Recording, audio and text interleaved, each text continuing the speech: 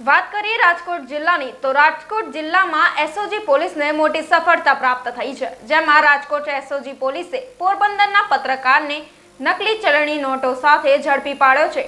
મળતી માહિતી મુજબ વાડી પ્લોટ વિસ્તારમાં રહેતા હિતેશ દાવડા નામના શખ્સ નકલી નોટો જાતે છાપતો હતો, ત્યારે એસઓજી પોલીસને આ અંગેની બાતમી મળતા તાત્કાલિક ધોરણે પોલીસે હિતેશના ઘરે રેડ પાડી હતી અને રેડ દરમિયાન પોલીસે હિતેશના ઘરેથી પ્રિન્ટર અને સોના દરની 17 નકલી નોટો જપ્ત કરી છે, તેમજ સમગ્ર મામલે આરોપીની ધરપકડ કરીને વધુ તપાસ હાથ ધરાઈ છે।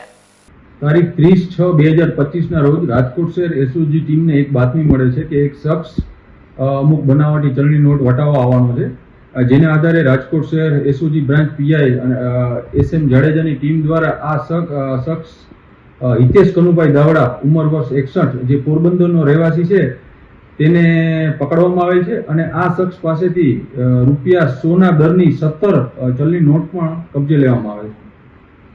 ત્યારબાદ આ આરોપી વિરુદ્ધ ડીસીબી પોલીસ સ્ટેશને ગુનો નોંધી અને આરોપીને રિમાન્ડ અર્થે નામદાર કોર્ટમાં રજૂ કરતા નામદાર કોર્ટે આ આરોપીના 5 દિવસના રિમાન્ડ પણ મંજૂર કરેલ છે।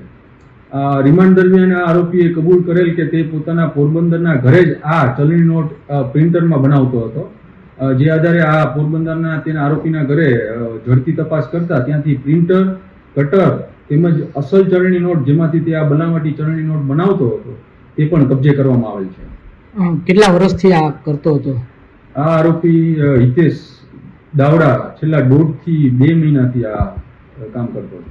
સાહેબ, અન્ય કઈ વસ્તુઓનો ઉપયોગ કઈ કરતો હતો, કઈ જગ્યાએ વટાવતો હતો, કઈ અત્યારે આ હાઈ ડેફિનેશન પ્રિન્ટર અને કટર ની મદદથી આ બનાવટી ચલણી નોટ બનાવતો હતો અને તેને રાજકોટમાં આ પહેલી વાર આવીને વટાવવામાં આવ્યો, ત્યાં એની પહેલા એને પોરબંદર પણ અમુક જગ્યાએ આ બનાવટી ચલણી નોટ એને વટાવેલ હતી। આની સાથે કોઈ અન્ય જોડાયેલ વ્યક્તિ સર?